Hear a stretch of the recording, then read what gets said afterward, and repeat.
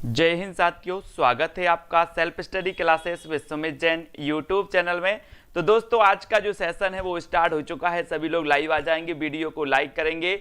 और दोस्तों, TGT PGT वाले, मास्टर कार्ड वाले और एलटी ग्रेड उत्तराखंड वाले सभी को दोस्तों मेरा नमस्कार। और वीडियो को सभी लोग लाइक कर देना और अपने मित्रों तक शेयर जरूर कर देना, ठीक है। और दोस्तों, अपनी जो क्लासें हैं वो यथावत चालू हो जाएंगी जल्द ही। आपका जो ऐप है वो बन करके आ चुका है, सिर्फ अब पब्लिश होना है ना। तो जल्दी वो आ जाएगा और बिल्कुल व्यवस्थित क्लासें यानी कि शुरुआत से अपन पढ़ने वाले हैं। लेकिन उसके पहले अपनी जो 9 वाली क्लास है यथावत चलेगी, बिल्कुल आपकी लिए फ्री, ठीक है।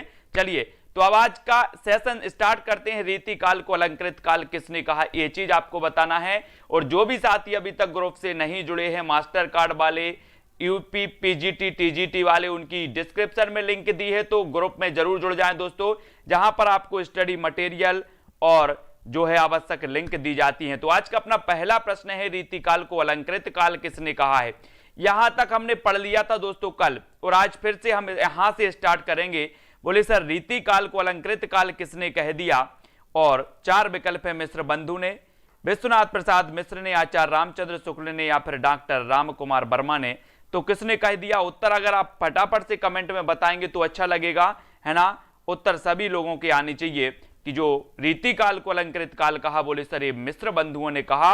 और ए नंबर आपका बिल्कुल सही है, ए नंबर आपका बिल्कुल सही है। फिर अलंकृत काल एक कई बार पूछा जाता है, इसको रट लेना।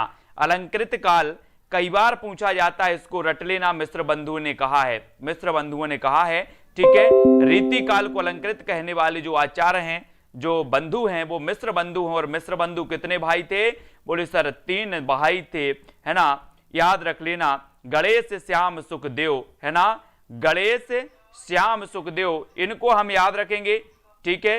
सभी लोगों को याद रखना है साथियों कि गणेश श्याम सुखदेव ये 3 भाई थे, है ना। और 3 भाई मिश्र बंधु कहलाते थे।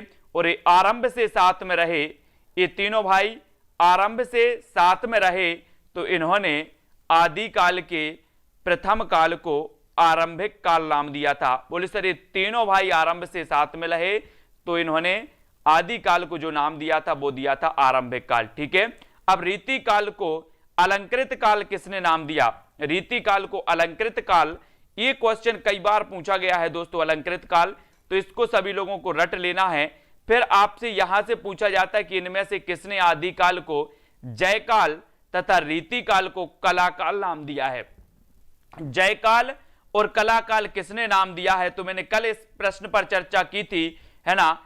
किसकी की थी कि अगर आप शंकर जी की जय करोगे, शंकर जी की जय करोगे तो आप कला सीख जाओगे। क्या सीख जाओगे, कला सीख जाओगे। किसकी जय करना है, शंकर जी की जय करना है, तो आप कला सीख जाओगे। तो शंकर से बनेगा आपका डॉक्टर रमाशंकर शुक्ल रसाल, है ना। और कला सीखनी है तो कलाकाल, और जय करोगे तो जयकाल। ये जयकाल और कलाकाल किसने कहा है, डॉक्टर रामशंकर शुक्ल रसाल साहब ने कहा है, ठीक है। इतनी चीजें हमने यहां तक पढ़ ली थी दोस्तों। अब हमें रीतिबद्ध रचना को पढ़ना है। किस रचना को, ये पढ़ लिया था क्या, किस रचना को छंदों का अजायब घर कहा जाता है, ये भी पढ़ लिया था अपन ने।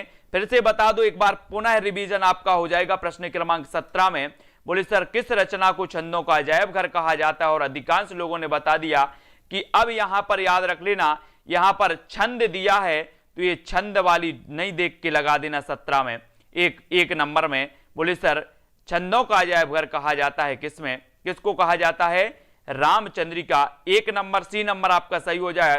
कंफ्यूज नहीं होना दोस्तों। एक चीज और याद रख लेना, आदि काल में एक रचना है, कौन सी है, पृथ्वीराज रासो। आदि काल में एक रचना है पृथ्वीराज रासो, जिसे हिंदी का प्रथम महाकाव्य माना जाता है, ठीक है। इसे भी आदि काल में छंदों का अजायब घर कहा जाता है, छंदों का इसे भी अजायब घर कहा जाता है, ये भी याद रख लेना। और रामचंद्रिका को भी अजायब घर कहा जाता है। ये मैंने आपको बहुत अच्छे से बताया था कि कैसे आपको पहचानना है ना। इसलिए अपन को बहुत अच्छे से पढ़ना भी है और छंदों के अजायब घर को जानना भी है, ठीक है। फिर अगला क्वेश्चन है, कवि प्रिया के रचनाकार कौन माने जाते हैं। प्रश्न क्रमांक 2 का उत्तर हमें यहां पर बताना है। तो कवि प्रिया के केशवदास माने जाते हैं दोस्तों। यहां तक अपन ने अध्ययन कर लिया था। अब हमें अध्ययन करना था यहां से, यहां से करना है कि विज्ञान गीता के लेखक कौन है। प्रश्न क्रमांक 5 का उत्तर हम बताएंगे। विज्ञान गीता की रचनाकार कौन है ये बतानी है। तो ये भी हमने बताया था विज्ञान के बारे में, है ना।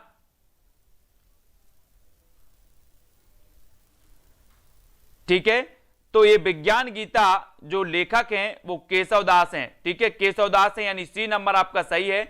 इस विज्ञान गीता को याद रख लेना, इस विज्ञान गीता को याद रखना है आपको, है ना। ये कई बार पूछी गई है आपके एग्जाम में। अब जहांगीर जस चंद्रिका यानी कि 8 का उत्तर, जहांगीर जस चंद्रिका के रचनाकार कौन है। जहांगीर जस चंद्रिका ये भी किसकी होगी, किसकी होगी, किसकी होगी ये भी, तो इसको याद भी रखना है दोस्तों। बोले सर इस जहां में केस की बड़ी वैल्यू है ना। केस की बोलो या फिर कैश की, जहां में कैश की बड़ी वैल्यू है। कैश है तो सब कुछ है, नहीं तो कुछ नहीं है। कैश की वैल्यू है, कैश कहां पर, जहां में काय की वैल्यू है कैश, तो कैश से या केस से केशवदास, केस की वैल्यू भी है और कैश की भी वैल्यू है, दोनों की है ना। तो बी नंबर वैल्यू आपका, बी नंबर आचार्य केशवदास बिल्कुल सही होगा। कौन सा ग्रंथ केशव का नहीं है, केशव का कौन सा नहीं माना जाता दोस्तों, ये आपको बताना है। केशवदास का कौन सा ग्रंथ नहीं माना जाता, रामचंद्रिका, कवि प्रिया, विज्ञान गीता या फिर भाषा भूषण, है ना। तो बोले सर रामचंद्रिका इनकी कृति है, विज्ञान गीता इनकी कृति है, कवि प्रिया भी इनकी कृति है, यानी ये तीनों कृति हैं। लेकिन भाषा भूषण नहीं है, ये जसवंत सिंह की है। ये भी अपन ने कल प्रश्न देखा था। ठीक है, भाषा बोलना जानई जिनके कुल के दास, यह कथन किस कवि का है। भाषा बोलना जानई जिनके कुल के दास, यानी कि बी का उत्तर आपको चयन करना है। तो ये आपका बिल्कुल सही हो जाएगा। भाषा बोलना जानई जिनके कुल के दास, ये केशवदास की रचना हो जाएगी। बी नंबर आपका बिल्कुल सही हो जाएगा। ठीक है, अब दोस्तों हम आज की क्लास शुरू करते हैं। ये तो अपन ने कल पढ़ा था, आज की क्लास यहां से थी अपनी 15 क्वेश्चन से कि कौन सी रचना भिखारी दास की नहीं है, यहां से पढ़ना था अपन को। ठीक है, रस सारांश, काव्य निर्णय, श्रृंगार निर्णय या फिर भाषा भूषण, कौन सी रचना भिखारी दास की नहीं मानी जाती। 15 का उत्तर बताएंगे आदर्श जी, पूनम, प्रज्ञा जी। उत्तर क्या हो जाएगा, बोले सर काव्य निर्णय इनकी रचना है, श्रृंगार निर्णय इनकी रचना है, रस सारांश भी है, लेकिन कौन सी नहीं है। प्रश्न क्रमांक 15 में बताना है हमें, और 15 में आपका बिल्कुल सही हो जाएगा डी नंबर, भाषा भूषण। ठीक है, काव्य निर्णय, श्रृंगार निर्णय, रस सारांश ये भिखारी दास की रचनाएं मानी जाती हैं और ये रीतिबद्ध काव्यधारा के कवि हैं भिखारी दास जी। ठीक है, अब यहां पर 16 का उत्तर बताना है कि कौन रीतिबद्ध कवि है, रीतिबद्ध कवि बताना है। अब आपको कवियों को भी याद करना है यहां से, रीतिबद्ध कवि कौन है, रीति सिद्ध कवि कौन है और रीति मुक्त कवि कौन से हैं, यहां से कवियों को आपको याद करना है। और प्रश्न क्रमांक 16 में आपका राइट आंसर जो हो जाएगा वो क्या हो जाएगा, रेणु यादव जी। रीतिबद्ध कवि अगर आपसे बनते हैं तो जल्दी से बताओ। अभी तो अपन ने पढ़ा था, बोले सर जो भिखारी दास है, भिखारी दास ये रीतिबद्ध कवि माने जाते हैं। कौन, भिखारी दास, है ना। यानी आपका उत्तर जो सी है वो बिल्कुल सही हो जाएगा, भिखारी दास, है ना। घनानंद रीति मुक्त काव्यधारा के कवि हैं, ठाकुर भी रीति मुक्त काव्यधारा के कवि हैं, और ये जो गोविंद स्वामी हैं, ये गोविंद स्वामी तो बोले सर भक्ति काल से संबंधित हैं, है ना। तो ये ठाकुर का याद रख लेना, और घनानंद का ये रीति मुक्त काव्यधारा के हैं, भिखारी दास रीतिबद्ध काव्यधारा के हैं, है ना, ये याद रखेंगे। अब आपको बताना शतरंज शतिका कृति के रचनाकार कौन है। शतरंज शतिका कृति आपको चयन करना है दोस्तों। प्रश्न क्रमांक 17 में ये किसकी हो जाएगी, शतरंज शतिका। शतरंज शतिका के जो लेखक हैं वो कौन है, फिर आपका उत्तर क्या हो जाएगा, शतरंज शतिका, शतरंज शतिका। और बिल्कुल सही उत्तर आपका होगा, क्या होगा, इसको याद रख लेना, थोड़ा सा कठिन है लेकिन ये भिखारी दास जी की रचना है ना, भिखारी दास जी की रचना है। ए नंबर आपका बिल्कुल सही हो जाएगा, ए नंबर। ठीक है, ए नंबर सही हो जाएगा। भिखारीदास की रचना फिर हमें 18 बताना है। रीतिबद्ध काव्य धारा को भी मैं आपको ट्रिक से याद करवाऊंगा, रीति सिद्ध धारा को भी करवाऊंगा, रीति मुक्त काव्य धारा के अंतर्गत कौन आते हैं वो भी करवाऊंगा। आपको कोई कोड यूज नहीं करना, आपको कोई कुछ भी यूज नहीं करना, सिर्फ क्लास देखना है, याद हो जाएगा सारा हिंदी साहित्य। भिखारीदास की रचना कौन सी मानी जाती है? बोले सर हम ये जो भिखारी है, भिखारीदास की जो रचना है वो है काव्य निर्णय। कौन सी है? काव्य निर्णय, यानी कि आपका ए नंबर बिल्कुल सही है। ए नंबर आपका बिल्कुल सही हो जाएगा, काव्य निर्णय, है ना। ये किसकी रचना है? ये भिखारीदास जी की रचना मानी जाती है और ए आपका बिल्कुल सही है। ठीक है, ए नंबर सही है।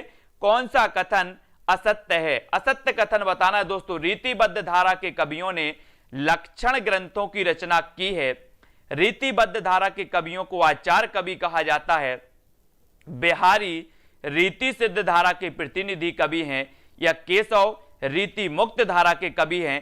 अब यहां से थोड़ा तो आपको नॉलेज है। बोले सर असत्य कथन बताने की बोल रहे हैं, तो हमने पढ़ा है कि रीतिबद्ध धारा के कवियों ने लक्षण ग्रंथ लिखे हैं, बिल्कुल सही है ना। और रीतिबद्ध धारा के कवियों को आचार्य कवि कहा जाता है, ये भी बिल्कुल सही है। लेकिन बात करें कि बिहारी रीति सिद्ध काव्य धारा के कवि हैं, तो ये भी बिल्कुल सही है, क्योंकि बिहारी कैसे हैं? बिहारी सीधे हैं, बिहारी सीधे हैं, तो सीधे से बनेगा सिद्ध काव्य धारा। बिहारी कैसे हैं? सीधे हैं, तो ये रीति सिद्ध काव्य धारा। लेकिन केशव जो हैं ये रीति मुक्त काव्य धारा के नहीं थे, ये रीतिबद्ध काव्य धारा के कवि थे बिहारी। ठीक है, तो डी नंबर आपका बिल्कुल सही हो जाएगा। लेकिन बिहारी जी को याद रख लेना है, इनकी एक कौन सी रचना है? बिहारी सतसई। बिहारी सतसई जिसमें 713 दोहे हैं, कहीं कहीं इसमें 719 दोहे भी मिलते हैं, है ना, बिहारी सतसई में। और कहते हैं कि इन्होंने गागर में सागर भर दिया। और दोस्तों आपको पता होगा कि रामचरितमानस की विश्व में सर्वाधिक टीकाएं लिखी गई, और रामचरितमानस के बाद अगर किसी की टीका लिखी गई सबसे ज्यादा, तो वो लिखी गई बिहारी सतसई की। किसकी लिखी गई? बिहारी सतसई की, है ना, जो बिहारी की रचना है। और केशव रीतिबद्ध धारा के प्रमुख कवि हैं, अतः स्पष्ट है कि उपर्युक्त विकल्प में डी असत्य है। रीतिबद्ध धारा के कवियों ने अलंकार, नायिका भेद आदि के लक्षण बताकर उनके उदाहरण स्वरूप काव्य रचा है। काय के? अलंकार, नायिका भेद के लक्षण बताकर उनके उदाहरण काव्य रचा, जैसे केशव, पद्माकर, मतीराम। ये दोस्तों मूलतः कौन से कवि माने जाते हैं? रीतिबद्ध काव्य धारा के माने जाते हैं। इनको याद रख लेना है ना। फिर अगले क्वेश्चन की ओर हम बढ़ जाते हैं। यहां पर अगला हमारा क्वेश्चन आता है कि भूषण को कवि भूषण की उपाधि किसने प्रदान की थी? आपको पता है दोस्तों कि इनका उपनाम था क्या? भूषण। बाकी अगर इनके वास्तविक नाम की जब बात होती है तो इन्हें कई नामों से, जैसे घनश्याम नाम भी मिलता है इनका। बोले सर घनश्याम इनका वास्तविक नाम था। एक नाम और मनीराम मिलता है ना। तो इस प्रकार से घनश्याम इनका वास्तविक नाम था या मनीराम था। तो भूषण को कवि भूषण की उपाधि दी थी, तो वो किसने दी थी? तो वो दी थी सोलंकी राजा रुद्र ने। किसने दी थी? सोलंकी राजा रुद्र ने दी थी। यानी कि आपका उत्तर सी नंबर बिल्कुल सही होगा। सी जिन्होंने बताया उनका आंसर बिल्कुल सही है। भूषण हिंदी रीति काल के अंतर्गत उसकी परंपरा का अनुसरण करते हुए वीर काव्य तथा वीर रस की रचना करने वाले प्रसिद्ध कवि हैं। और कहा जाता है दोस्तों कि रीति काल में एकमात्र ऐसा कवि जिसने वीर रस को अपनी काव्य का आधार बनाया, वीर रस में अपनी रचनाओं पर लेखनी चलाई, तो वो चलाई भूषण जी ने। वास्तविक नाम इनका घनश्याम था। चित्रकूटपति हृदय राम के पुत्र रुद्र सोलंकी ने इन्हें भूषण की उपाधि दी थी। किसने दी थी? अब याद रख लेना, रुद्र सोलंकी ने इन्हें क्या दी थी? भूषण की उपाधि दी थी, विभूषित किया था। 1627 से 1680 ईस्वी तक महाराजा शिवाजी के आश्रय में रहे। इनके छत्रसाल बुंदेला के आश्रय में रहने का भी उल्लेख मिलता है। और ये रीति काल के रीतिबद्ध काव्य धारा के कवि हैं। शिवराज भूषण, शिवा बावनी, छत्रसाल दशक नामक ये 3 ग्रंथ इनके उपलब्ध हैं। ये भी आपको याद रख लेना है। और शिवराज भूषण दोस्तों इसमें इन्होंने लक्षण ग्रंथ है और 105 अलंकारों की चर्चा की है। कितने अलंकारों की चर्चा की है? 105 अलंकारों की चर्चा शिवराज भूषण में की है।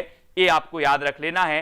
अलंकार अपन 8-10 अलंकार पढ़ लेते हैं। बोले सर, है ना, ये अलंकार वो अलंकार, ये 8-10 पढ़ लिए, लेकिन भूषण ने अपने इसमें 105 अलंकारों की चर्चा की है। ये भी आपको याद रख लेना शिवराज भूषण में। और शिवराज भूषण के रचयिता कवि कौन माने जाते हैं, ऐसा भी क्वेश्चन पूछा जाता है कभी कभी, तो उत्तर क्या होगा, शिवराज भूषण। और आपका राइट आंसर होगा कि भूषण माने जाते हैं शिवराज भूषण के भूषण। तो इसमें कोई याद करने की बात नहीं है। शिवा बावनी, शिवा बावनी की रचनाकार कौन है, शिवा बावनी, ऐसा भी पूछा जाता है 22 शिवा बावनी के रचनाकार कौन है, तब आपको बताना होता है। फिर भी आप बता देते हो सर कि शिवा बावनी के तो भूषण हैं, भूषण यानी कि बी नंबर आपका बिल्कुल सही हो जाएगा भूषण। रीतिकाल के उस कवि का नाम बताइए जिसने वीर रस में कविता लिखी है, रीतिकाल के उस कवि का नाम बताइए जिसने वीर रस की में कविता लिखी है।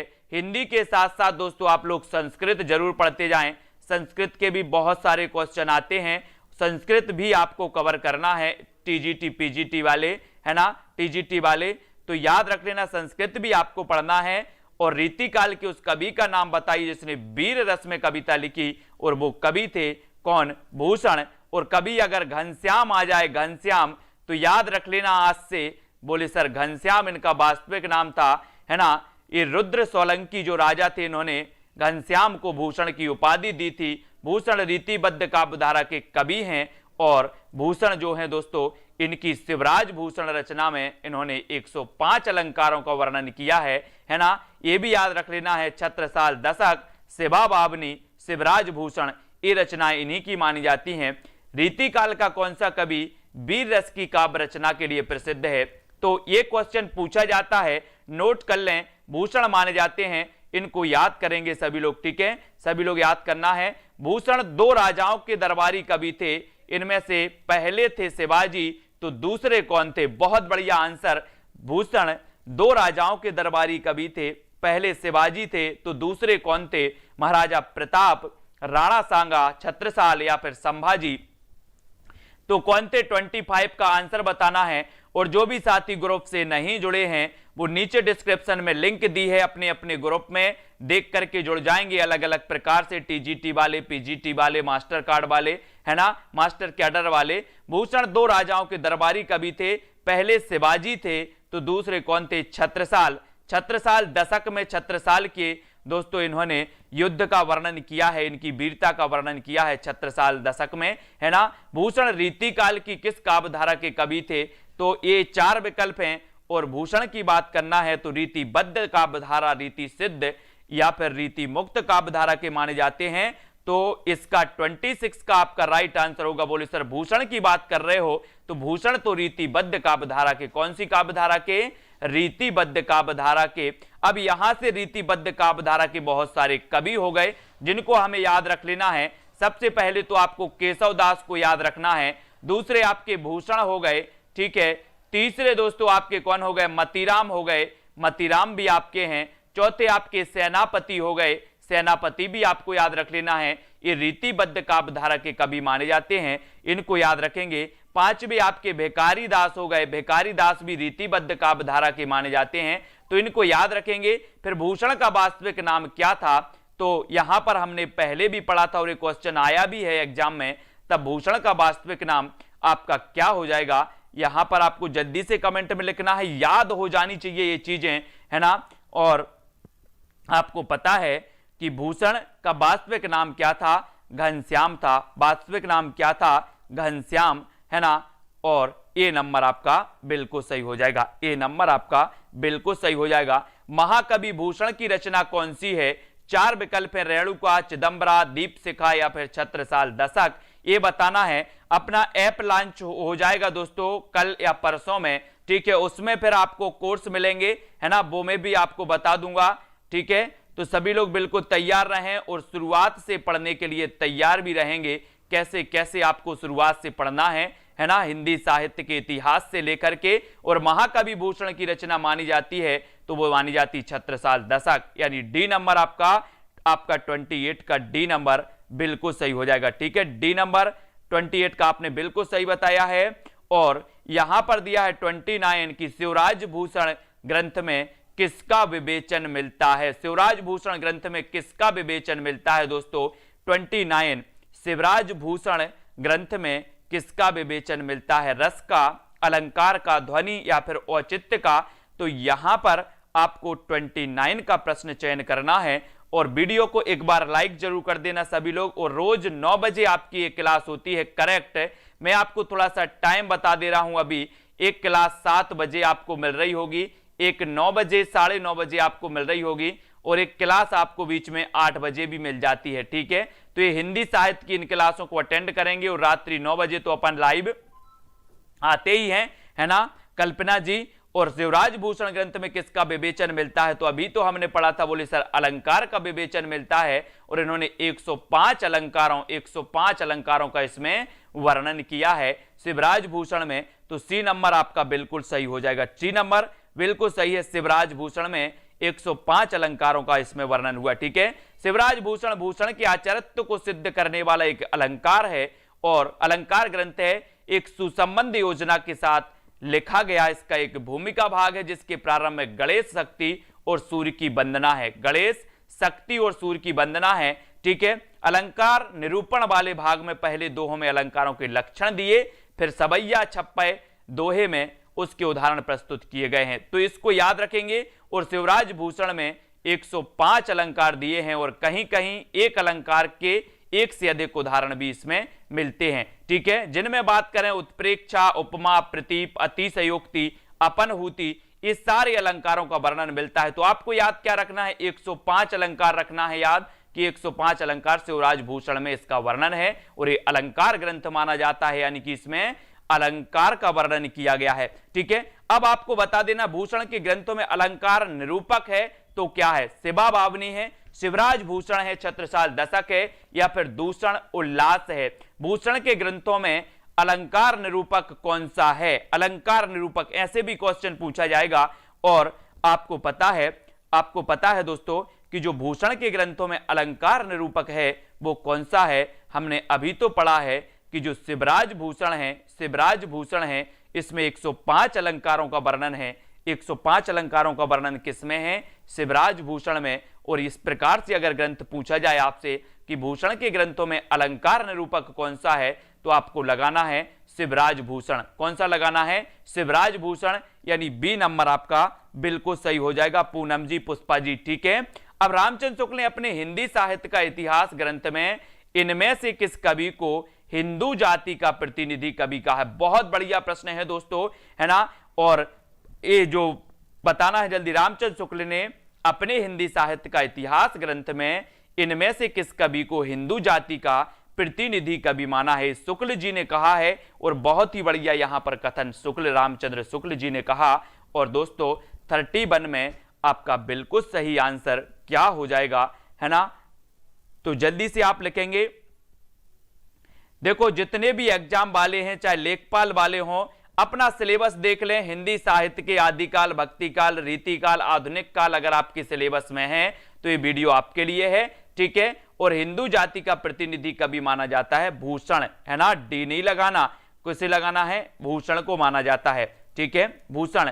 और आचार्य रामचंद्र शुक्ल ने अपने हिंदी साहित्य का इतिहास ग्रंथ में लिखा है कि शिवाजी और छत्रसाल की वीरता के वर्णों को कोई कवियों की झूठी खुशामद नहीं कह सकता। वे आश्रयदाताओं की प्रशंसा की प्रथा के अनुसरण मात्र नहीं है। इन दो वीरों का जिस उत्साह के साथ सारी हिंदू जनता स्मरण करती है, उसी की व्यंजना भूषण ने की है।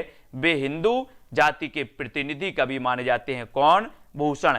कौन माने जाते हैं? भूषण माने जाते हैं। आर्यन शुक्ला जी, गंग कवि का जन्म स्थान क्या है? 32 गंग कवि बताना है। इनका जन्म स्थान क्या माना जाता है? प्रतिमा कुमारी और आगरा, इटावा, प्रयाग या फिर गंगापुर नगर।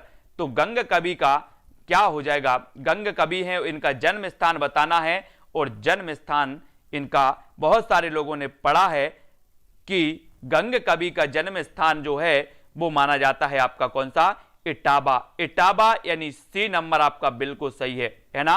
गंग कवि का जन्म स्थान क्या है?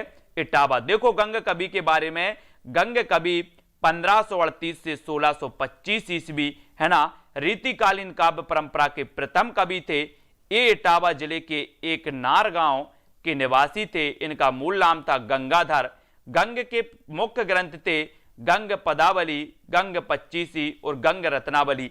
तो इसमें गंग गंग आया तो बोले सर गंग कवि हैं इसके, गंग आ गया तो गंग कवि थे, है ना। 1538 से 1625 इनका क्या माना जाता है दोस्तों, जन्म और मृत्यु ये सन माना जाता है। गंग जाति के ब्राह्मण थे, अकबर के दरबारी कवि थे। इसके अतिरिक्त ये रहीम, बीरबल मानसिंह तथा टोडरमल के प्रिय थे। कहा जाता है कि अपनी स्वादिष्ट स्पष्टवादिता के कारण जहांगीर के कोप भाजन का शिकार हुए और इसने इन्हें हाथी से कुचलवा दिया। भिखारी दास जी ने इनके विषय में कहा कि तुलसी गंग दो भये सुखबिन में सरदार। ये पंक्ति कई बार पूछी गई है, इसको याद रख लेना। तुलसी गंग दो भये सुखबिन में सरदार, है ना। ये किसने कहा है, भिखारी दास ने। किसके बारे में कहा है, गंग कवि के बारे में कहा। ये पंक्ति कई बार पूछी जाती है कि ये पंक्ति किसकी है, ये पंक्ति किसकी है, ये भी आपको याद रख लेना, ठीक है। तुलसी गंग दो भये सुखबिन में सरदार, ये पंक्ति भिखारी दास की है। भिखारी दास की नोट्स कर लेना, मोस्ट इंपॉर्टेंट पंक्ति है। तुलसी गंग दो भये सुखबिन के सरदार पंक्ति के उक्ति के रचनाकार कौन है, नीचे आपसे पूछ भी लिया गया है ना। और भिखारी दास हैं, केशव दास हैं, या फिर दोस्तों कौन है, तो उत्तर आपका बिल्कुल सही हो जाएगा। भिखारी दास की ये पंक्ति मानी जाती है और इंपॉर्टेंट पंक्ति भी है, ठीक है। इसको याद रखेंगे। मैं आपसे बोलता हूं कि आपको 50 पुस्तकें नहीं पढ़ना है। क्या नहीं पढ़ना है, 50 पुस्तकें नहीं पढ़ना है। एक पुस्तक को 50 बार पढ़ लो, एक पुस्तक को 50 बार पढ़ लो, कल्याण हो जाएगा। आप पढ़ते कैसे हो, आप पढ़ते कैसे हो, एक बार आपने पुस्तक पलटा दी, एक बार पुस्तक पलटा दी, बोले मेरी तैयारी हो गई। ऐसे तैयारी नहीं होती। और बोले सर पुस्तक से तो पूछा ही नहीं गया। अरे आप पुस्तक को अच्छे से तो पढ़ो, पुस्तक को अच्छे से तो पढ़ो। जब घर बैठ के आते हो, पेपर मिलाते हो, तो अधिकांश सवाल आपको पुस्तक से ही मिलते हैं, है ना। तो एक पुस्तक को 50 बार अपन को पढ़ना है। फिर आपको बताना है कि नैन नचाए कहो मुस्काई, लला फिर आइयो खेलन होरी। पंक्ति के कवि कौन है, पंक्ति के सेनापति घनानंद ठाकुर या पद्माकर। एक बार पढ़ने से किसी को याद नहीं होता, एक बार पढ़ने से किसी को याद नहीं होता है, ठीक है। बार बार पढ़ने से याद होता है, इसलिए बार बार पढ़ो और जब तक याद ना हो तब तक पढ़ो। नैन नचाए कहो मुस्काई, लला फिर आइयो खेलन होरी। इस पंक्ति के रचनाकार पद्माकर हैं और सी नंबर आपका बिल्कुल सही है। कौन है, पद्माकर। नैन नचाए कहो मुस्काई, लला फिर आइयो खेलन होरी। अब ये बताना कि यहां पर दिया है कि लला फिर आइयो खेलन होरी। अब खेलन होरी जाओगे तो कैसे जाओगे, पैदल जाओगे, पदम से जाओगे अपने, या फिर हवाई जहाज से जाओगे, कैसे जाओगे, कैसे जाओगे खेलन होरी, होरी खेलना है तो आप जाओगे कैसे, अपने पदम से चलकर, अपने पैरों से चलकर, पदम से चलकर, है ना। तो पदम से बनेगा पद्माकर, पदम से बनेगा पद्माकर। सी नंबर आपका बिल्कुल सही हो जाएगा, लला फिर आइयो खेलन होरी, है ना। प्रस्तुत पंक्ति पद्माकर की है। ए होली विषयक सवैया है और पद्माकर का जन्म हुआ था 1880 में बांदा में। कहां हुआ था, बांदा, है ना। पदम को बांदा, पदम को बांदा कैसे याद रखोगे, पदम को 1880 में बांदा। इनके पिता का नाम था मोहनलाल। पद्माकर को रीतिकाल के कवियों में श्रेष्ठ स्थान प्राप्त है और कविराज श्रोमणी की पदवी, अच्छी जागीर मिली। अंतिम समय निकट जानकर पद्माकर जी कानपुर गंगा तट चले गए और वहीं अपने जीवन के शेष 7 वर्ष पूरे किए। अपनी प्रसिद्ध रचना गंगा लहरी इन्होंने इसी समय के बीच रची थी। पद्माकर का जगत विनोद काव्य रसिकों और अभ्यासियों दोनों का कंठहर है। ये जगत विनोद याद रख लेना, जगत विनोद पद्माकर, जगत विनोद पद्माकर, ठीक है। ये रचना सभी लोग याद कर लेना, ठीक है, ये पूछी जाती है कई बार, जगत विनोद पद्माकर, ठीक है। अब यहां पर आपको बताना है हां कि नैन नचाई कहो मुस्काई, लला फिर आइयो खेलन होरी। ये पंक्ति को सभी लोग याद रखेंगे, कुरैशी जी, है ना। तो यहां पर आपको सी नंबर पद्माकर बिल्कुल सही हो जाएगा, है ना। गंगा लहरी किसकी रचना है, एक गंगा लहरी बताना है। गंगा लहरी किसकी रचना है, गंगा लहरी किसकी रचना है, मतीराम, पद्माकर, ठाकुर या फिर बोधा की, किसकी रचना है। 36 का आंसर बताएंगे आप, 36 का, कि गंगा लहरी किसकी रचना मानी जाती है। गंगा लहरी मानी जाती है पद्माकर जी की, किसकी, पद्माकर, गंगा लहरी पद्माकर, है ना। और पद्माकर रचित 7 मौलिक ग्रंथ हैं। हिम्मत बहादुर बिरदावली, हिम्मत बहादुर बिरदावली, है ना, पद्माभरण, जगत विनोद, प्रबोध पचासा, गंगा लहरी और प्रताप शाही, प्रताप सिंह बिरदावली, प्रताप सिंह बिरदावली और कली 25। ये 7 ग्रंथ है पद्माकर के, ये भी आपको याद रख लेना। पद्माकर के कितने 7 मौलिक ग्रंथ हैं, जिसमें हिम्मत बहादुर बिरदावली, हिम्मत बहादुर बिरदावली, पद्माभरण, है ना, जगत विनोद, प्रबोध पचासा, प्रबोध पचासा, गंगा लहरी, है ना, और प्रताप सिंह बिरदावली। ये रचना याद करना, एक रचना पूछी जाती है, किसी ना किसी एग्जाम में पूछ ली जाती है पद्माकर की। इनको ट्रिक से भी मैं आपको बताऊंगा, है ना। और फिलहाल आपको प्रबोध पचासा ग्रंथ की रचयिता कौन है, डी नंबर आपको चयन करना। प्रबोध पचासा के रचनाकार कौन है, रामानंद, रामानंद है, कबीर है, मतीराम है या फिर पद्माकर हैं। ये 37 का उत्तर बताना है दोस्तों। और इतना पढ़ना है आपको, इतना पढ़ना है कि एग्जाम के बाद में ये ना रहे कि मैंने पढ़ाई नहीं की है। इतना पढ़ना है आपको, है ना। बस अंदर से जब आवाज आने लगे कि अब बस करो, अब नहीं पढ़ना, है ना, इतना पढ़ो, तब आपका एग्जाम निकलेगा कि जब अंदर से आवाज आए कि अब नहीं पढ़ना, तब एग्जाम निश्चित ही क्वालिफाई होगा। और प्रबोध पचासा ग्रंथ के जो रचयिता हैं वो कौन है, पद्माकर। ठीक है, डी नंबर आपका बिल्कुल सही हो जाएगा, डी नंबर। और आप हिंदी साहित्य को ऐसे मत समझना कि ये सरल है, हिंदी साहित्य को अच्छे से पढ़ना है ना, तब आपका एग्जाम निकलेगा। पद्माकर द्वारा रचित अलंकार ग्रंथ कौन सा है, 38। पद्माकर द्वारा रचित अलंकार ग्रंथ कौन सा है, 38 का आंसर बताना है। और पद्माकर द्वारा रचित भाषा भूषण, रामचंद्राभरण, काव्यालंकार या फिर पद्माभरण, यानी कि 38 का आंसर बताना है। 38 का। कई लोग तो दोस्तों मंजिल के पास से लौट जाते हैं। मंजिल के पास से जब आप पढ़ ही रहे हो तो पूरी ताकत लगा दो, जब आप पढ़ रहे हो तो पूरी ताकत लगाओ, है ना। और दोस्तों ये जो पद्माभरण है, पद्माभरण, ये पद्माकर की रचना हो जाएगी, है ना। ठीक है, इनको डी नंबर आपका बिल्कुल सही हो जाएगा, डी नंबर। और इनको मैं कैसे याद करवाऊंगा, जिसमें पदम पदम दिया है तो उसको तो आप पहचान जाओगे कि पद्माकर की है। जैसे आपकी जगत विनोद है ना, ये पद्माकर की रीति ग्रंथ है। इन रीति ग्रंथों में क्रमशः अलंकार और नवरस विवेचन किया गया। पद्माभरण 1810 ईस्वी में रचा गया और जगत विनोद 1803 में और 1821 के बीच महाराज जगत सिंह के आश्रय में उनकी आज्ञा से हुई थी। ठीक है, 1803 और 1821। तो इस प्रकार से आपको याद रखना। काव्य रसायन किसकी रचना है दोस्तों, 39 का उत्तर। सभी लोग लाइक जरूर कर देना, प्रभात सिंह जी, सुशील जी, है ना, मिनी पांडे। और 39 का काव्य रसायन किसकी रचना है, भूषण की, देव ठाकुर या फिर बोधा की।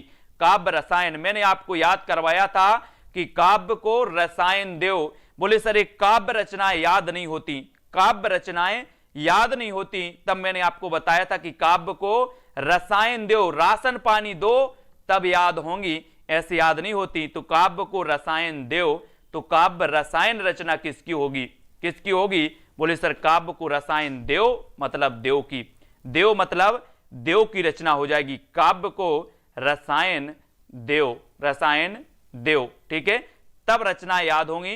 राशन पानी देते चलो, रचनाएं याद होती जाएंगी।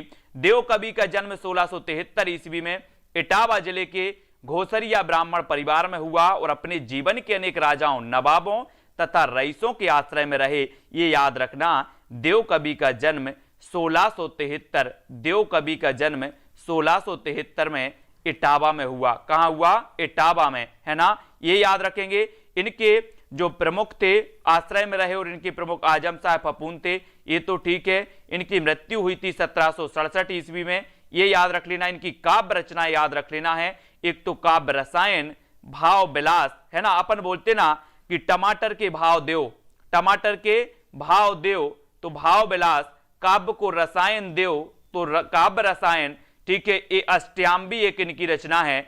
भवानी विलास है ना, भवानी विलास ये भी है। भवानी से आप बोलते ना कि भवानी मुझे वरदान देव, भवानी वरदान देव, तो ये भवानी विलास। ठीक है, सुजान विनोद, सुजान विनोद भी इनकी रचना है। सुजान विनोद, वो घनानंद नहीं समझ लेना, बोले सर घनानंद की प्रेमिका थी सुजान, ये सुजान विनोद इन्हीं की रचना है।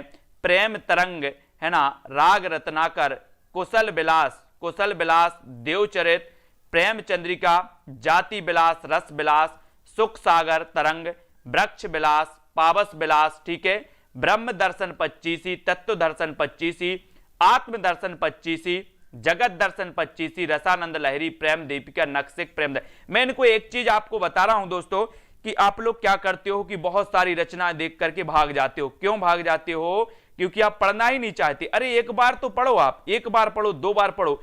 थोड़ा सा जब अपन, ऐसा होता कभी कभी कि अपन किसी व्यक्ति को एक बार देखते हैं और दूसरी बार वो व्यक्ति अगर सामने आ जाए तो अपन को याद आ जाता है कि यार हमने इसे कहीं देखा था। बोलते ना यार भैया जी हमने आपको कहीं देखा था, बोल देते आप लोग। ऐसे ही इन रचनाओं को थोड़ा एक बार पढ़ो, फिर दूसरी बार पढ़ोगे तो आप बोलोगे यार इस रचना को तो मैंने पढ़ा था, है ना। ऐसे ही थोड़ी थोड़ी सी आप याद करो, तब ये रचनाएं याद हो जाती हैं। ये रचनाएं बड़ी बेवफा होती हैं, इनको अच्छे से करना है, ठीक है। अब यहां पर आपको बताना, देव कवि किस जिले के थे? किस जिले के थे?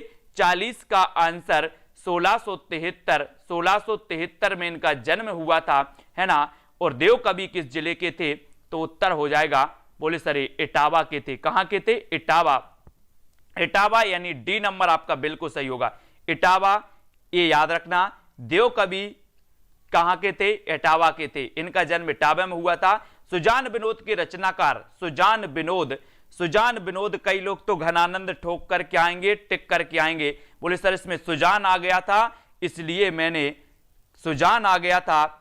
मैंने क्या लगा दिया? वो लगा दिया घनानंद, है ना, क्योंकि घनानंद की प्रेमिका का नाम था सुजान, इसलिए लगा दिया। आप ऐसा नहीं करना। ये सुजान विनोद के रचनाकार कौन थे? तो वो थे देव, है ना। तो देव यानी बी नंबर आपका बिल्कुल सही हो जाएगा, बी नंबर, ठीक है, ये याद हो जाएगा। अब यहां पर आते हैं, अगला क्वेश्चन है जाति विलास। जाति विलास के रचनाकार कौन है? जाति विलास भिखारी दास, देव, मतीराम या फिर भूषण है। अपने सभी साथियों को लाइक जरूर कर देना दोस्तों, वीडियो को लाइक करना, शेयर करना और जल्दी जल्दी से सभी लोग लाइक करना है। बहुत सारी चीजें हैं, सारी चीजें याद हो जाएंगी, आप बिल्कुल भी चिंता नहीं करना। एक एक चीज, जो चीजें महत्वपूर्ण हैं उनको मैंने बहुत सारी वीडियो के माध्यम से याद करवाया है और सारी याद भी आपको करवा दूंगा। जाति विलास देव कवि की है। अष्टयाम किसकी रचना मानी जाती है? अष्टयाम। अष्टयाम के रचनाकार कौन है? कौन है? सुशील यादव जी।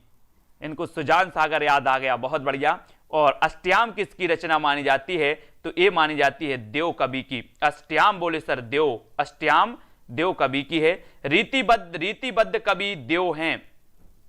तो ये कैसे हैं? अलंकारवादी हैं, रीतिवादी हैं, वक्रोक्तिवादी या फिर रसवादी हैं? थोड़ा सा कठिन प्रश्न लेकिन स्पेशल प्रश्न है।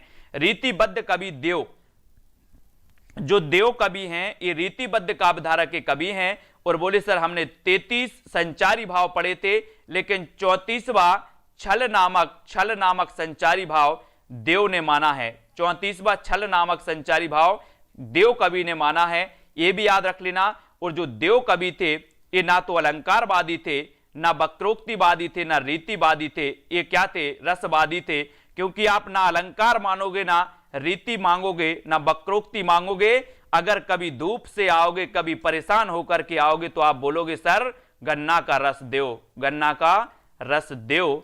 तो रस देव, ये देव जो थे ये रसवादी कवि थे, है ना। कैसे थे? रसवादी कवि थे। रीतिबद्ध कवि देव ये रसवादी थे, ठीक है। तो डी नंबर आपका बिल्कुल सही होगा। रसवादी विवेचना एक शास्त्रीय विवेचना थी जिसकी अभिव्यक्ति हिंदी के अनेक कवियों में पाई जाती है ना। इनको याद रखेंगे। देव किस प्रकार के कवि हैं? तो रसवादी हैं। कर तो लिया इसको याद, ये पूछा भी गया कई परीक्षा में। भूलि कहत नव रस सुकवि सकल मूल श्रृंगार, ये पंक्ति किसकी है? भूल कहत नव रस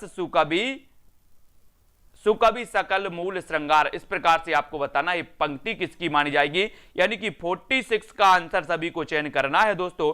तो जल्दी आंसर क्या हो जाएगा? उत्तर क्या होगा? भूल कहत नव रस सुकवि सकल मूल श्रृंगार। अब एक चीज बताना कि हम क्या बोलते? भगवान को बोलते देव। भगवान को क्या बोलते? देव बोलते हैं, देव, है ना। अब जब अपन देव के पास जाते हैं तो अपन बोलते हैं कि हे देव हमसे भूल हो गई। क्या हो गई? भूल। तो यहां पर भूल ही कहत नव रस सुकवि, यहां पर रस भी आ गया, रसवादी कवि हैं। और क्या हो गई? जब हम देव के पास जाते हैं तो बोले भूल हो गई हमसे, एक नारियल चढ़ाएंगे, है ना। ऐसे ही बोलते ना, एक नारियल हम चढ़ा दे रहे, हमसे भूल हो गई, हम चढ़ा नहीं पाए थे। पास हो गए हमने बोला था कि भगवान देव हम पास हो जाए, एक नारियल चढ़ाएंगे, भूल गए। लेकिन तो भूल से भूल यानी कि ये देव कवि की ए नंबर आपका बिल्कुल सही हो जाएगा। भूल ही कहा नवरस सुकवि सकल मूल श्रृंगार है, उक्ति आचार देव की है। और कवि ने अपने ग्रंथों में श्रृंगार का वर्णन अत्यंत प्रभावोत्पादक ढंग से किया और देव ने संयोगानुभूति की अभिव्यंजना करते हुए नायक एवं नायिका के परस्पर मिलन का निरूपण अत्यंत गंभीरता और त्याग से किया है। ठीक है, अगला देखो यहां पर आपका बताना है कि अमीय हलाहल मद भरे सुइत श्याम रतनार जियत मरत झुक झुक परत जिह चितबत एक बार। ये 47 का उत्तर बताना है असरत्ती जी। अमीय हलाहल मद भरे, अब यहां इसका क्या नहीं लेना, अर्थ नहीं लेना। देखो कैसे याद रखना है, याद इसका अर्थ तो कुछ और है लेकिन याद कैसे रखना है, याद रखना अमीय से बनेगा क्या, आम। बोले सर अमीय से आम, ठीक है, हमने ले लिया आम। अब आम में क्या होता है, आम में क्या होता है, आम में तो बोले सर रस होता है, रस। तो उत्तर लगा लो, अब आपको ही लगाना है। अमीय हलाहल मद भरे सुइत श्याम रतनार जियत मरत झुक झुक परत जिहि चितबत एक बार। पंक्ति के अर्थ पर नहीं जाना है, सिर्फ आपको एक शब्द पकड़ना है अमीय, और अमीय से बनेगा बोले सर आम, और आम में होता है रस, और रस यानी कि रसलीन। और डी नंबर आपका बिल्कुल सही हो जाएगा। इनका वास्तविक नाम क्या था वो भी आप लोग बता देना जरा कमेंट के माध्यम से। उपर्युक्त दोहा रसलीन का है, किंतु भ्रम बस कुछ लोग इस दोहे को बिहारी का दोहा मान लेते हैं, अब नहीं मानना। रसलीन रीतिकाल के महत्वपूर्ण कवि हैं। 1669 ईस्वी में उत्तर प्रदेश के हरदोई जिले के ऐतिहासिक गांव बिलग्राम में इनका जन्म हुआ था, ये भी याद रख लेना है। रसलीन का वास्तविक नाम मीर गुलाम नबी था। वे संस्कृत, प्राकृत, अपभ्रंश और ब्रज और अवधी के साथ साथ अरबी और फारसी भाषा के भी विद्वान थे। ठीक है, ये भी आपको याद रख लेना है। और कवियों की भांति इन्होंने भी अपने आप के रसलीन उपनाम जोड़ लिया था। उस युग के प्रसिद्ध बिलग्रामी कवि मोहम्मद उनके बारे में लिखते हैं कि मीर गुलाम नबी होतऊ सकल गुणन को धाम बहुरी धरियो रसलीन निज कवितई को नाम, है ना। तो रसलीन को अब भूलना नहीं है। मतीराम की भाषा क्या है, मतीराम की भाषा क्या है, mini Pandey ji very good. अब मतीराम की भाषा बताने मतीराम साहब आ गए हैं। बोले सर मतीराम को और याद करवा दो, ये मतीराम की भाषा क्या थी, क्या थी इनकी भाषा, है ना। बोले सर मेरी मती कर रही है, मेरी मती कर रही है कि ब्रज घूम के आए। कहां घूम के आए, ब्रज। मेरी मती कर रही है कि ब्रज घूम के आए। तो मतीराम की भाषा क्या होगी, क्या होगी, अवधी की ब्रज, जल्दी बताओ। मती, आपकी मती क्या बोल रही है कि बहुत हो गया लॉकडाउन में, अब तो हम ब्रज घूम के आए। कहां आए, ब्रज। तो ये मतीराम की जो भाषा है ये साहित्यक ब्रज है, साहित्यक ब्रज है। बी नंबर आपका बिल्कुल सही होगा, है ना, बी आपका सही होगा। ब्रज भाषा में साहित्य की विशाल और समृद्ध परंपरा रही।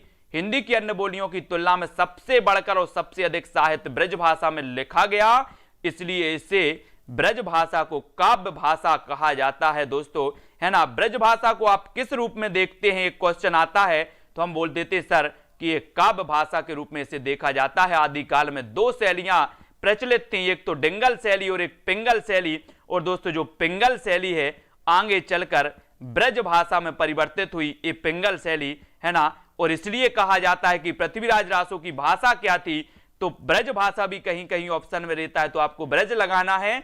और पिंगल अगर मिले तो पिंगल लगा देना है, ठीक है। अगर पिंगल मिले तो पिंगल, और ब्रज भाषा ऑप्शन में मिलता है तो आपको ब्रज लगाना है पृथ्वीराज रासो की। घनानंद रीति काव्य की किस काल के कवि माने जाते हैं, ये रीति मुक्त काव्य धारा के बताना है। अब रीति मुक्त काव्य धारा, अभी तक हम रीतिबद्ध काव्य धारा को पढ़ रहे थे, अब रीति मुक्त काव्य धारा आ गया। रीतिबद्ध, रीति मुक्त, रीति सिद्ध या इनमें से कोई नहीं। तो प्रश्न क्रमांक 1 का उत्तर आपको चयन करना है। बी नंबर आपका सही होगा या फिर डी होगा, सी होगा। तो बोले सर अब हम रीति मुक्त जब पढ़ रहे हैं तो घनानंद कैसे थे, घनानंद कैसे थे, रीति मुक्त थे, रीति मुक्त थे। बी नंबर आपका बिल्कुल सही कर लेना इसको, बी नंबर, है ना। तो बी नंबर याद रख लेना। इनकी प्रेमिका थी दोस्तों सुजान, सुजान थी, है ना, इनकी प्रेमिका थी और ये उनसे प्रेम करते थे, लेकिन ये रीति से नहीं करते थे, ये रीति से नहीं करते थे। बोले हम तो रीति मुक्त हैं, हम रीति से कुछ नहीं करते, क्या है, हम रीति मुक्त हैं, घनानंद बोले, है ना। तो घनानंद रीति मुक्त काव्य धारा, ये रीति मुक्त थे, ये भी आपको याद रखना है। फिर आगे चल के हम पढ़ेंगे कि रीति परंपरा के साहित्यिक बंधनों एवं रूढ़ियों से मुक्त इस काल की स्वतंत्र काव्यधारा को रीति मुक्त काव्य कहा जाता है। आंतरिक अनुभूति, भावावेग, व्यक्तिपरक अभिव्यंजना की सांकेतिक काव्य रूढ़ियों से मुक्त कल्पना की प्रचुरता आदि इनकी विशेषताएं हैं। और इस धारा के प्रमुख कवि कौन है? घनानंद। इनकी काव्य शैली बड़ी भावनात्मक तथा मार्मिक है। इस धारा के कवियों की लगभग सारी विशेषताएं इनके काव्य में एक साथ प्राप्त हो जाती हैं। इस धारा के अन्य प्रमुख कवि कौन से? आलम, ठाकुर, बोधा, द्विजदेव और घनानंद। समस्त काव्य प्रेम की पीर का परम रूप है। प्रेम की पीर है ना, प्रेम की पीर का परम रूप माना जाता है। इनको बहुत अच्छे से याद करवाएंगे।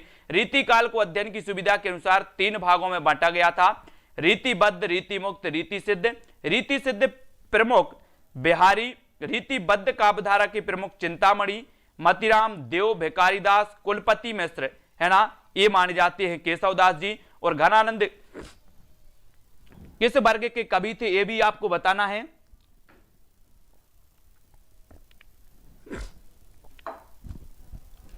तो सभी लोग बताएंगे अब घनानंद किस वर्ग के कवि थे। तो पढ़ तो लिया रीति मुक्त के, है ना, बी नंबर बिल्कुल सही हो जाएगा। कौन सा कवि रीति मुक्त नहीं है? तीसरा का उत्तर आपको बताना। रीति मुक्त कौन सा नहीं है? रीति मुक्त घनानंद, आलम, बोधा और बिहारी। कौन सा कवि रीति मुक्त नहीं माना जाता, ये चीज हमें चयन करनी है। और आपने बिल्कुल सही बताया कि सर घनानंद तो रीति मुक्त हैं, आलम भी रीति मुक्त हैं, बोधा भी रीति मुक्त हैं। अब आपको पता होगा कि रीति मुक्त कवियों को प्रेम का पीर कहा जाता है। प्रेम का पीर है ना, यहां पर हमने पढ़ा था ना कि ये पूरे प्रेम की पीर के परम रूप के कवि माने जाते हैं। कौन से? रीति मुक्त वाले। तो इनको अपन को याद भी रखना है कि घनानंद हो या फिर बोधा हो या फिर आलम हो, ये आपको याद रख लेना। बोले सर प्रेम की बात करते हो तो प्रेम का आलम अलग ही होता है, प्रेम का आलम अलग ही होता है। रीति मुक्त यानी कि प्रेम, याद कर लेना, रीति मुक्त यानी कि प्रेम का काव्य, ऐसे याद करोगे, प्रेम का काव्य, ठीक है। अब प्रेम में आलम कैसा होता है? बोले सर अलग ही होता है आलम, तो आलम को याद कर लिया, है ना। और प्रेम किया घनानंद ने, प्रेम किया बोधा ने। घनानंद की प्रेमिका थी सुजान और बोधा की प्रेमिका थी शोभान। कौन सी थी? शोभान। तो कभी कभी ऐसा भी पूछा जाता है कि बोधा की प्रेमिका का नाम क्या था, तो शोभान, और घनानंद की, है ना, कौन सी थी? सुजान। इनको भी आपको याद रख लेना है, ठीक है। और इनमें से कौन सा कवि रीति मुक्त नहीं है? 4 का उत्तर फिर आपको बताना है। रीति मुक्त कवियों को भी आपको याद रख लेना है। कुछ चीजें तो ऐसे ही आपको याद होती जाएंगी, है ना। इनमें से कौन सा कवि रीति मुक्त नहीं है? तो बोले सर ये तो हैं, ये हैं, ये हैं, लेकिन कौन नहीं है? केशवदास नहीं है। केशवदास नहीं है, यानी डी नंबर आपका बिल्कुल सही है। केशवदास जी नहीं है, ये तो हमने पहले पढ़ा।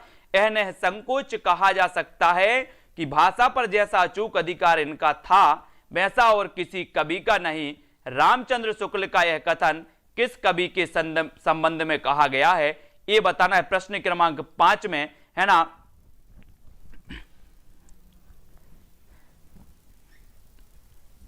और एक पंक्ति कही जाती ना कि प्रेम की पीर बिकराल महा, प्रेम की पीर बिकराल महा, तरबार की धार पे धावनो है ना। हाँ, वेरी गुड यशरत्ती जी। बोधा जी की इश्क नामा और इनकी इश्क लता, ये रचनाएं हैं। यह निसंकोच कहा जा सकता है कि भाषा पर जैसा अचूक अधिकार इनका था वैसा और किसी कवि का नहीं था। ये रामचंद्र शुक्ल का कथन है। और ये किसके बारे में कहा गया था? घनानंद। घनानंद के बारे में ये कहा गया था, डी नंबर, है ना। ये बहुत ही बढ़िया प्रश्न पूछा जाता है। और यूपीपीएससी एलटी ग्रेड परीक्षा 2018 में ये पूछा गया था क्वेश्चन, और बहुत ही बढ़िया है ना। अगला क्वेश्चन यहां पर हम देखते हैं। अगला यहां पर दिया है कि आचार्य रामचंद्र शुक्ल ने घनानंद के बारे में कहा कि यह निसंकोच कहा जा सकता है कि भाषा पर जैसा अचूक अधिकार इनका था वैसा और किसी कवि का नहीं था। भाषा मानो इनके हृदय के साथ जुड़कर ऐसी यशवर्तनी हो गई थी कि उसे अपनी अनूठी भाव भंगी के साथ साथ जिस रूप में चाहते थे उस रूप में मोड़ सकते थे। उनके हृदय का योग पाकर भाषा को नूतन गतिविधि का अभ्यास हुआ। पहले से कहीं अधिक बलवती दिखाई पड़ती, जब आवश्यकता होती थी तब वे उसे बंधी प्रणाली पर हटाकर अपनी प्रणाली पर ले जाते थे। तो ये घनानंद के बारे में कहा था, इतनी चीज आपको याद रखनी है। फिर आपको बताना है यहां पर कि इनमें से किस कवि की प्रेमिका का नाम सुजान था। एक क्वेश्चन भी पूछ लिया गया आपसे 6 नंबर में, तो आपको पता भी है, जल्दी से बता दो क्या हो जाएगा।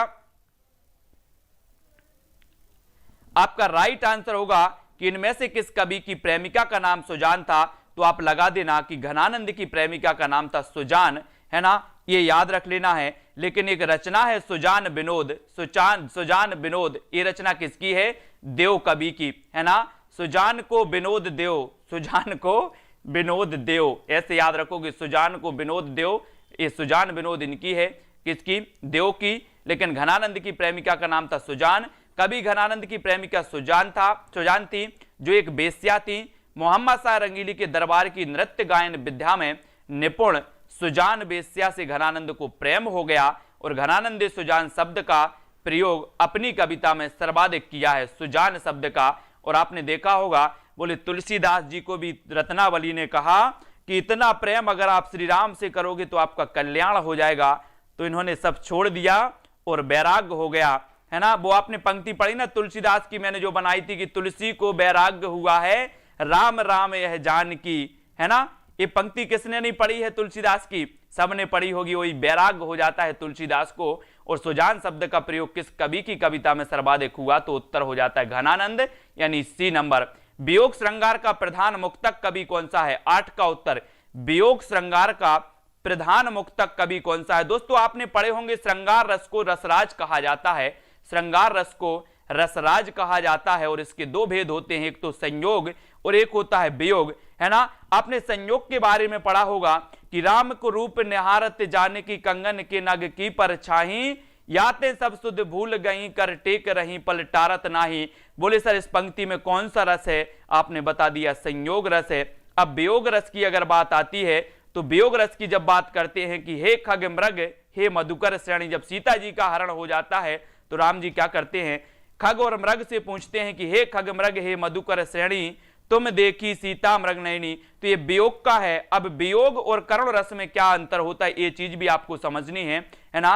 और वियोग श्रृंगार रस का जो मुक्तक कवि माना जाता है वो माना जाता है घनानंद। घनानंद यानी ए नंबर आपका बिल्कुल सही हो जाएगा, ठीक है। घनानंद स्वच्छंद काव्यधारा के कवि हैं। इस धारा के प्राय सभी गुण इनकी शैली में मिल जाते हैं, जैसे भावात्मक वक्रता और लाक्षणिकता, ये सभी मिल जाते हैं। ये भी आपको याद रख लेना है। और दोस्तों आपको पता है कि करुण रस और जो आपका वियोग श्रृंगार रस होता है, इनमें कभी कभी लोग कंफ्यूज हो जाते हैं, बोलिए करुण कर रहे हैं या फिर वियोग कर रहे हैं, है ना। तो आपको याद रख लेना है वियोग श्रृंगार रस में क्या होता है, व्यक्ति विलपता है लेकिन उसके अंदर एक भावना होती है, काय की मिलन की भावना होती है कि जो मेरा बिछड़ा है, जिससे मेरा वियोग हुआ है, वो आगे चलकर जरूर मिलेगा। लेकिन करुण रस में क्या होता है? करुण रस में होता है कि जो आपकी प्रिय वस्तु थी वो क्या हो चुकी है, नष्ट हो चुकी है। और आपके अंदर जो आपका विलपना होता है, जो आपका रोना और छाती पीटना होता है, उससे आपका स्पष्ट होता है कि आपको वो वस्तु नहीं मिलेगी। आप इस तरह से रोते और विलपते हो, है ना, तब आपका करुण होता है। लेकिन अगर मिलने की आशा हो तो वहां पर वियोग होता है, ठीक है। और करुण रस का स्थायी भाव होता है दोस्तों शोक। वीडियो को सभी लोग लाइक कर देना, वीडियो को शेयर कर देना। हिंदी की क्लास में टिपटॉप यूट्यूब चैनल पर लेता हूं, टिपटॉप यूट्यूब चैनल पर दोपहर 3 बजे, है ना। हिंदी व्याकरण की क्लास वहां पर चलती है दोपहर 3 बजे पे, है ना। और वहां पर हम अभ्यास करते हैं हिंदी के प्रश्नों का, और वहां पर व्याख्या सहित प्रश्न आपको इसी प्रकार से बताए जाते हैं और पढ़ते हैं। तो जिसको भी हिंदी व्याकरण का थोड़ा थोड़ा अभ्यास करना है वो आ जाएं, बाकी आपको तो और अच्छे से स्पेशल करा देंगे, है ना। तो वीडियो को सभी लोग लाइक करना, किसी को कोई डाउट हो, कुछ पूछना हो तो वो बता देना। और जो भी साथी ग्रुप से नहीं जुड़े हैं वो ग्रुप से जुड़ जाना, डिस्क्रिप्शन में दी है, ठीक है, इसको भी याद रख लेना है। और मिनी जी, संतोष जी, संजय जी, अनुज जी, लालदास जी, दारसू जी, वीडियो को लाइक जरूर करना है। जितने लोग देख रहे हैं वो लाइक जरूर कर देना। रोमा, आरू और कमला जी, सुशील कुमार जी, त्रिपाठी जी। और मस्ती से पढ़ो, अगर पढ़ना है तो पूरी दम से पढ़ो और मस्ती से पढ़ो तो आपको याद हो जाएगा, आपको याद हो जाएगा। ओपी चिंपा जी, है ना, सोनू सिंह जी, और सभी लोग शेयर कर देना अपने भाइयों को, साथियों तक, ग्रुप से जुड़ जाना, है ना। सानू सिंह और ललकुन कुमार जी, हरि नंदन जी, मंजू लाला जी, ठीक है, और प्रवीण जी, खुशी जी, सिबोला जी, पारो जी, कांति जी, फूल जहां जी, दारसू, पूनम जी। दोस्तों वीडियो को लाइक जरूर करना। पूनम जी वेरी गुड, है ना, हाँ वेरी गुड, बहुत बढ़िया, 1 साल से पढ़ रही हैं। मिथिलेश, शिव शंकर, अनीता जी, गोविंद जी, अमन जी, हरिनंदन, राधिका, दीपिका जी, है ना, और रोमा, आरती, पीहू जी। नेट की तैयारी अभी नहीं, आपके 13 को एग्जाम है, आप इससे पढ़ते रहें, कुछ ऐसा हो, है ना। बाकी नेट की नेक्स्ट एग्जाम तक मैं बहुत अच्छे से करवाऊंगा, है ना। नीलिमा, यसरती जी, ठीक है, विजय जी, सानू सिंह, मंजू जी, अनीता जी, बीनू जी। तो जो ग्रुप से नहीं जुड़े हैं वो ग्रुप से जुड़ जाना, वीडियो को लाइक कर देना, शेयर कर देना, है ना। Beenu sir very good, Mayank ji, Anju ji, ठीक है।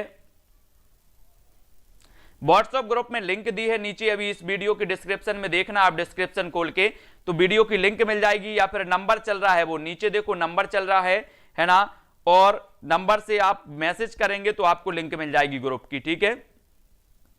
और अपना एक हिंदी साहित्य का टेलीग्राम ग्रुप है जहां पर रवि सर आपका टेस्ट भी करवाते हैं, वहां पर आपका व्याकरण भी टेस्ट होता है, साहित्य का भी टेस्ट होता है टेलीग्राम में, तो वो लिंक भी आपको मिल जाएगी। तो टेलीग्राम में भी आप लोग जुड़ जाना और लिंक से आप टेस्ट भी चलाते रहना, टेस्ट भी देते रहना, वो भी आपका हो जाएगा।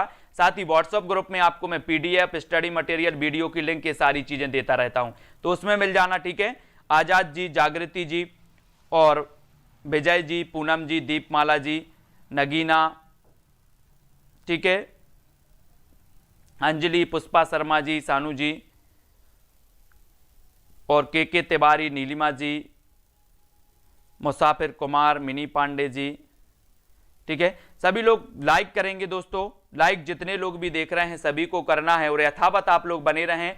आज आपकी पूरी 9 बजे की क्लास जो अपनी चलती है यथावत आपकी चलेगी, और आपको एक एक चीज याद हो जाएगी, रट जाएगी, ठीक है। बिल्कुल आप लगे बस रहना, हिंदी साहित्य का आपका कुछ नहीं छूटेगा। उत्तराखंड के लिए कौन सी बुक अच्छी रहेगी, उत्तराखंड लेक्चरर, इसका सिलेबस देखूंगा पहले, है ना। मीना, खुशी जी, मयंक जी, सभी को धन्यवाद दोस्तों आज के वीडियो के लिए, बस इतना ही। कल एक वीडियो आएगा आपका सुबह 6 बजे से, 10 घंटे वाला जो वीडियो है अपना उसको फिर से रिवाइज किया जाएगा, है ना। 10 घंटे वाला जो वीडियो है उसको फिर से रिवाइज किया जाएगा, उस वीडियो को आपको देखना है एक बार पूरा, ठीक है। तो सुबह 6 बजे से वो प्रीमियर चालू होगा और लगभग शाम को 4-5 बजे तक वो चलेगा, तो उस वीडियो को सभी को देखना है, ठीक है। आज मैं वो वीडियो लगा नहीं पाया था, कल आपको सुबह 6 बजे से वो वीडियो 10 घंटे वाला मिलेगा, उसको जरूर पढ़ना हिंदी साहित्य वाले सभी लोग, ठीक है। और लिंक मैं ग्रुप में डाल दूंगा तो वो भी आप लोग देख लेना, ठीक है। मिनी पांडे आज के वीडियो के लिए, जय हिंद, विजय सिंह, सुशीला यादव जी, है ना, आदर्श जी प्रजापति और आरू जी, सभी को धन्यवाद, जय हिंद।